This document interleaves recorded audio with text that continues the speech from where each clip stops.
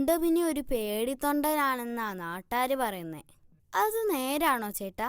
എടാ, എന്റെ പ്രവർത്തന മേഖലയുടെ ഉള്ളറകൾ അവരുടെ ചേട്ടോ മലയാളത്തിൽ പറഞ്ഞാ മതി. അമ്മേ, അതാരോ കോഴിയെ വിൽക്കാൻ കൊണ്ടുവന്നതാ. കോഴി മിൽക്കയാ. എന്ന് പറഞ്ഞാൽ ആരെങ്കിലും ഉണ്ടോ എന്നാണ്. അമ്മേ, ഇയാള് കോഴിയെ വിൽക്കാൻ വന്നതല്ല. നമ്മളൊക്കെ ഉണ്ടോ എന്നറിയാൻ വന്നതാ. ഇല്ല, ഞങ്ങൾ ഉണ്ണാൻ പോകുന്നേ ഉള്ളൂ. അതായത് ഹം ഉണ്ണാൻ പോവൽ ഹേ. ഇത് ആ ഉണ്ണൽ നെഹി, അകത്ത് ആരെങ്കിലും ഉണ്ടോ എന്നാണ്. അകത്തുള്ളത് എന്റെ അമ്മ, ഇപ്പൊ പുറത്തുള്ളത് ഈ ടിന്റുമോൻ. ഞങ്ങൾ രണ്ടുപേരും ഉണ്ടിട്ടില്ല. പനി വേണം, പനി. എന്ത് പനിയായാലും സാരമില്ല. താൻ ആള് കൊള്ളാലോ. കഴിഞ്ഞ മാസം വന്നിരുന്നെങ്കിൽ തരായിരുന്നു. എന്റെ മുത്തശ്ശ 2 ആഴ്ചയാ ഡെങ്കിപ്പനി പിടിച്ചു കടന്നത്. ഇപ്പൊ ഇവിടെ ആർക്കും പനിയില്ല. എടാ, അയാൾക്ക് എന്തെങ്കിലും ജോലി വേണമെന്നാ പറഞ്ഞത്. ഇവിടെ ജോലി തരാം. ടീക്കേ? ശുക്രിയ മാം സാബ്, ശുക്രിയ. എനിക്ക് മലയാളം അറിയാമോ? കുറച്ച് അറിയാം. കുറച്ച് അരിഞ്ഞാ മതി. ബാക്കി ഞാൻ അരിഞ്ഞോളാം.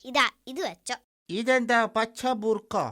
ഇത് മുറുക്കും മിച്ചറൊന്നല്ല, കൊതുക് തിരിയാ. ഇതില്ലെങ്കിലേ കൊതുക് തന്നെ കൊണ്ട് ബോംബേക്ക് പറക്കും. ആ മുറി മുഴുവൻ എലികളാണ്.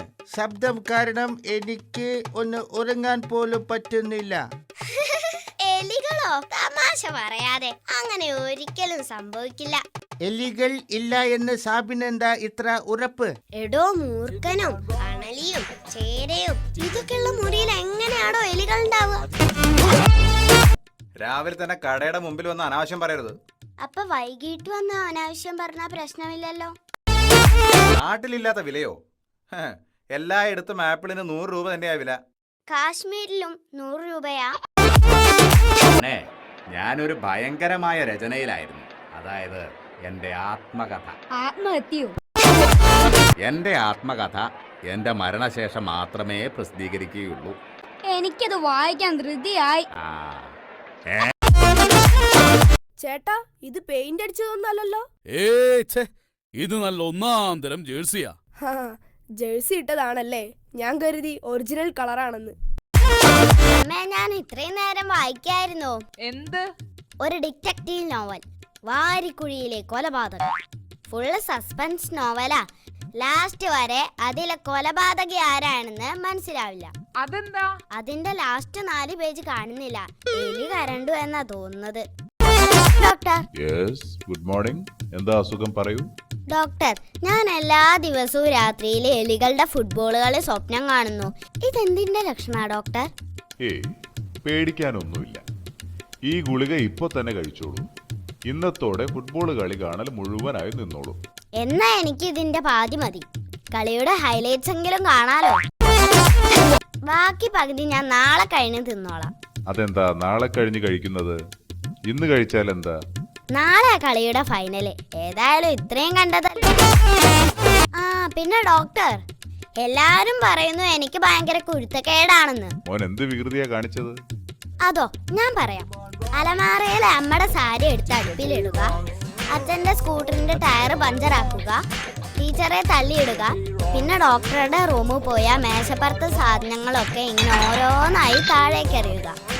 ഇത്രയും ഞാൻ ചെയ്യാറുള്ളൂ. പഞ്ചായത്ത് പ്രസിഡന്റിന്റെ വീട് ഏതാ? പ്രസിഡന്റിന്റെ വീട് എനിക്കറിയാം, പക്ഷെ എന്റെ 2 കൈയിലും സഞ്ചിയാണല്ലോ. പ്രസിഡന്റിന്റെ വീട് ഈ സഞ്ചിക്കകത്താണോടാ? അമ്മാവന് ഈ സഞ്ചിയും ഒന്ന് പിടിച്ചേ. ദാ സഞ്ചിയും പിടിച്ചു. ഇനി കേട്ടോളൂ. പ്രസിഡന്റിന്റെ വീട് ആ കാണുന്നതാ. എനിക്ക് ഫാൻസി ഡ്രസ്സിന് 1ാം സ്ഥാനം കിട്ടി. ഇത് അതിന്റെ ചെലവാ. ഫ്രാൻസിസിന് 1ാം സ്ഥാനം കിട്ടിയതിന് നീ എന്തിനാ ചെലവ് ചെയ്യുന്നത്? ടിൻഡു, നീ പോയി ആ ഉറുമ്പിന്റെ പൗഡർ വാങ്ങിച്ചോണ്ട് വാ. ഉറുമ്പിന് ആ പൗഡർ ഇട്ട് കൊടുത്താ മതി. എന്റെ മുത്തശ്ശ, അതൊക്കെ പിന്നെ ഒരു ബാധ്യതയാകും. ഇന്ന് ഈ ഉറുമ്പിന് പൗഡർ ഇട്ട് കൊടുത്ത നാളെ ഇവറ്റകൾക്ക് ലിപ്സ്റ്റിക് വേണമെന്ന് പറയും. എന്താ വേണ്ടത്? മട്ടൻ കട്ട്ലറ്റ് എടുത്തോളൂ. പൂച്ചയൊന്നും ചെയ്യണ്ട. മട്ടനാണ് വേണ്ടത്. Mutton cutlet. അമ്മേ, അതെന്തിനാ അയാൾ ഓടിയത്? പാവം, അയാള് വിചാരിച്ചു പൂച്ച ഇറച്ചി കൊണ്ടാ ഇവിടെ മട്ടൻ കട്ട്ലറ്റ് ഉണ്ടാക്കുന്നതെന്ന്. ചേട്ടന്റെ മോനിപ്പം എവിടെയാ? കുറച്ചായാലോ കണ്ടിട്ട്. അവനിപ്പോ വലിയ ഉദ്യോഗക്കാരനാ. എന്റെ മോനായതുകൊണ്ട് പറയല്ല കേട്ടോ, അവന് ഭയങ്കര ബുദ്ധിയാ. അതെങ്ങനെയാ? എന്റെ ബുദ്ധിയല്ലേ അവന് കിട്ടിയിരിക്കുന്നത്. അതുകൊണ്ടാവും ചേട്ടന് തീരെ ബുദ്ധിയില്ലാത്തത്.